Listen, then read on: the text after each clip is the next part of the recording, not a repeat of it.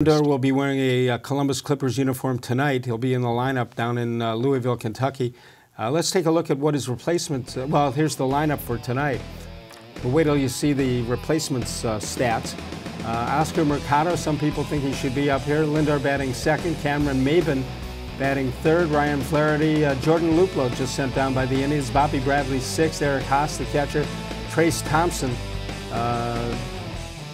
His brother plays pretty good basketball, and Mark Mathias is the third baseman in tonight's lineup. How about the shortstop they've used, Bud? Eric Stamets and Max Moroff.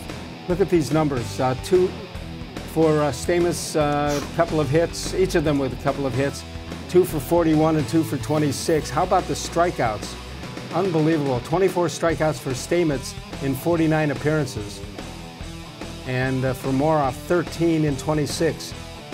That's 50% there, and Stamets is, I think we figured out 49% strikeouts. If you like to think that one player cannot make that big of a difference, keep in mind that one player is Lindor, and then look at those numbers. I don't know what. I don't claim to be a scout. I'm not a major league guy, not a former player, but at that level. But somebody saw something in these guys, and I don't see what somebody saw. Well, I think in Stamets, at least the reports I read were that he was basically John McDonald, you know, that he's going to give you a great glove until Lindor gets back. Well, I haven't even seen that. But he is a good defensive shortstop, and he's just overmatched right now at the plate as a young player, and you know it's happened before to guys. What did you think about the going out the door Miller? What he said. What did you think of it? Frustration or? Listen, I understand these guys get frustrated, and he's looking, and he's so far produced in only, what, 40 at-bats.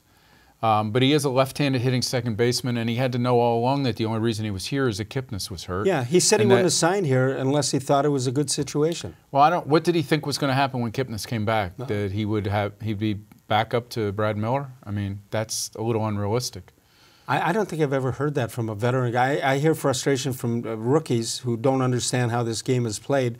Miller probably would have been brought up somewhere along the line in the season, but that's not going to happen now.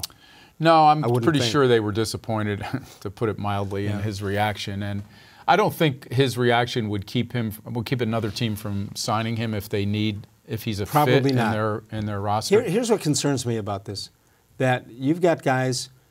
All these guys have had that we've just mentioned. I know Stamets hadn't had a hit till this year, but the other guys, Luplow and Moroff, some of these guys have been around the major leagues. You would think that this is exactly what they're waiting for: a team that has a chance to go places with problems in the infield, and they are the guys right on hand, on the bench, in the locker room, whatever. They are the guys, if they just show something, they can have themselves a utility job for the rest of the year. Yeah, and I'm sure that that's exactly how they feel, and that's probably why they're both pressing even harder right now to figure out what's going on.